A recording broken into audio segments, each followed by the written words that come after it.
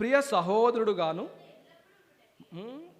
అసలు చేర్చు ఒక దేవుని బిడ్డగా చేర్చుకోవడమే గ్రేట్. రెండవది ఏమంటున్నాడు, ఈయన నీ దగ్గరే ఉంటాడు, నీ దగ్గర ఎల్లప్పుడూ ఉండుటకే కాబోలు అంటాడు. ఇట్లాంటి వ్యక్తిని మనం ప్రేమించే గుణంలోనికి తీసుకెళ్తామా?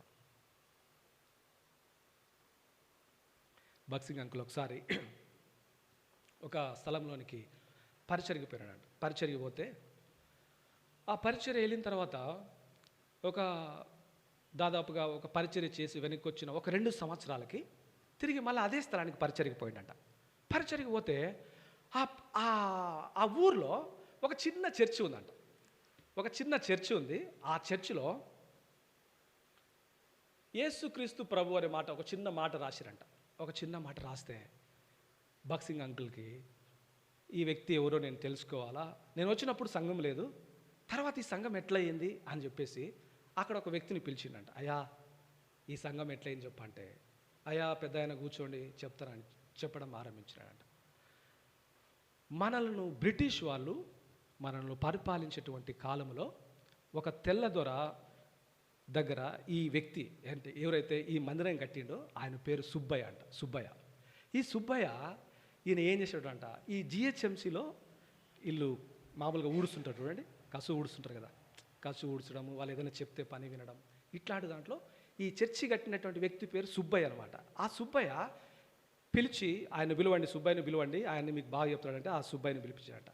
సుబ్బయ్యని పిలిపించినప్పుడు, అయ్యా నువ్వు ఎట్లా ఈ మందిరం కట్టినావో చెప్పంటే, అయ్యా నేను ఆ యొక్క ఊర్లో నేను ఇట్లా చిన్న చిన్న పనులు చేసుకునేటోని, పనులు చేసుకుంటే ఒకరోజు ఏమైందంటే ఒక తెల్లదొర నేను పని చేస్తుంటే నేను సరిగా పని చేయలే.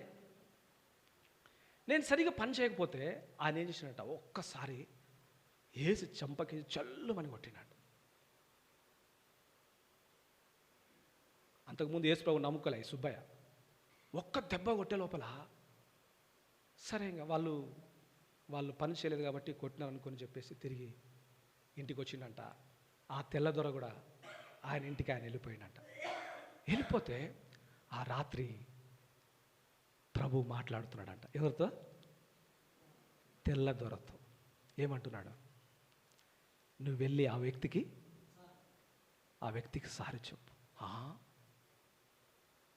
ఆయన ఏం పని చేస్తున్నాడు, ఆయన ఎటువంటి స్థాయిలో ఉన్నాడు, ఆ వ్యక్తికి నేను సారి చెప్పడమా?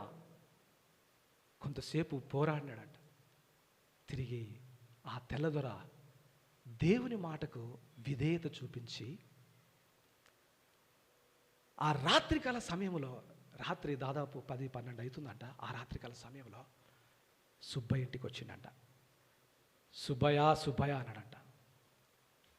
డోర్ తెరిచి చూస్తే తెల్లదొర, సార్ ఏం తప్పు చేసిన సార్, ఇంతవరకు నన్ను కొట్టినారు కదా, ఇంతవరకు నన్ను తిట్టినారు కదా, నేను మళ్ళీ ఏం తప్పు చేసిన అంటే ఆయన అనంట, సుబ్బయ్య నన్ను క్షమించు అన్నాడు. సార్ అదేంది సార్, మీరు చేసింది కరెక్టే, నేను తప్పు చేసిన, మీరు దానికి శిక్ష విధించినారు, దయచేసి నన్ను క్షమించన్నాడంట. సుబ్బయ్యని హత్తుకున్నాడు. హత్తుకునే లోపల ఆయన ఇద్దరు కూడా ఒకరి మీద కూడా పరి ఏడ్చినారంట. తర్వాత మరుసటి రోజు ఈ సుబ్బయ్యకి ఇంత పెద్ద ఆయన నాకు సారీ చెప్పడం ఏంది, ఇంత పెద్ద ఆయన నాకు సారీ చెప్తాడా, ఈయనలో ఏదో ప్రత్యేకత ఉంది అని చెప్పేసి ఆయన్ని గమనించడం ఆరంభించినాడంట. గమనించడం ఆరంభించి ఈయన ఎక్కడికి వెళ్తున్నాడు, ఏం చేస్తున్నాడు అని చూస్తే ఈయన ప్రతి ఆదివారము దేవుని ఆలయానికి వెళ్ళేటాడు, చర్చికి వెళ్ళేటాడు. ఒకరోజు పోయి చర్చి బయట నిలబడ్డాడంట. సుబ్బయ్య వెళ్ళి చర్చి బయట నిలబడితే ఈయన తెల్లదొర చూసి షాక్ అయినాడు. ఏం సుబ్బయ్య వచ్చినావు అంటే, సార్ నేను కూడా చర్చికి రావాలని సార్ అంటే, లోపల రా అన్నాడు. లోపల వచ్చి వాళ్ళకందరికి చైర్స్ కదా, వాళ్ళందరూ కింద కూర్చోరు. ఆ డోర్ దగ్గర కూర్చున్నాడు. ఆడ కింద కూర్చున్నాడు. సార్ నేను ఇక్కడ కూర్చోండి. కాదు ఆడ కూర్చోకూడదు, లే పైకి లే. ఎక్కడ కూర్చోవాలి? ఇగో చైర్ మీద కూర్చున్నాడు. అట్లా దేవుని ఆలయానికి రావడం ఆరంభించినాడు. దేవుని నమ్ముకున్నాడు, ఒక ఒక సంఘాన్ని నిర్మించినాడు. దేవుని బిడ్డలుగా మనం తెలుసుకోవాల్సినటువంటి ప్రాముఖ్యమైన లక్షణం ఏంటంటే క్షమాపణ హృదయం. ఒక వ్యక్తి, మనం చాలాసార్లు రక్షణ ద్వారా, సువార్త ద్వారా ఒక వ్యక్తి దేవునిలోనికి వస్తాడని మనం అనుకున్నాం, కానీ ఒక వ్యక్తి యొక్క క్షమాపణ ద్వారా దేవునిలోనికి రాగలడం అనేది ఎంతో ప్రాముఖ్యమైనది. భక్తి సింగ్ అంకుల్ అది విని కన్నీళ్లు విడిచినాడంట. ఒక పెద్ద దొర ఒక చిన్నవాడిని ఎట్లా ప్రేమించమని, క్షమించమని అడిగిండో నాకు అర్థం కాలేదు, కానీ ఆయన క్షమాపణ ఒక వ్యక్తిని దేవునిలోనికి తీసుకురాగలిగింది. దేవుని బిడ్డలముగా అటువంటి లక్షణాన్ని నీవు నేను కలిగి ఉండాలి. అనేక సార్లు దేవుని దగ్గరికి తీసుకురావడానికి బదులుగా దేవుని నుంచి బయటికి వెళ్ళడానికి మనం ప్రయత్నిస్తాం. ఒక వ్యక్తి క్షమాపణ ద్వారా దేవునిలోనికి తీసుకురావాలి, క్షమించాలి. అది ఎంతటి పరిస్థితి అయినా సరే ఆ వ్యక్తిని నీవు నేను క్షమించే స్థాయిలోనికి నీవు నేను రావాలి. కాబట్టి ఒనేసిముని చెప్తున్నాడు, నీ దగ్గరే పెట్టుకో. ఎప్పుడు దాకా పెట్టుకో? ఎల్లప్పుడూ నీ దగ్గరే ఉండాలి. ఇంకా ఒక్క మాట కూడా చెప్పాలి, అయ్యా వాడు మళ్ళా మనసు మారి మళ్ళీ ఏమైనా ఎత్తుకుపోతాడా? దో తన జీవితం అంతా కూడా ఫిలోమోను దగ్గరే ఉన్నాడు. అద్భుతం ఏంటి తెలుసా? ఫిలోమోను తర్వాత కొలెస్సీ సంఘానికి ఫిలోమోను తర్వాత ఒనేసిము ఒక బిషప్గా అయినాడు.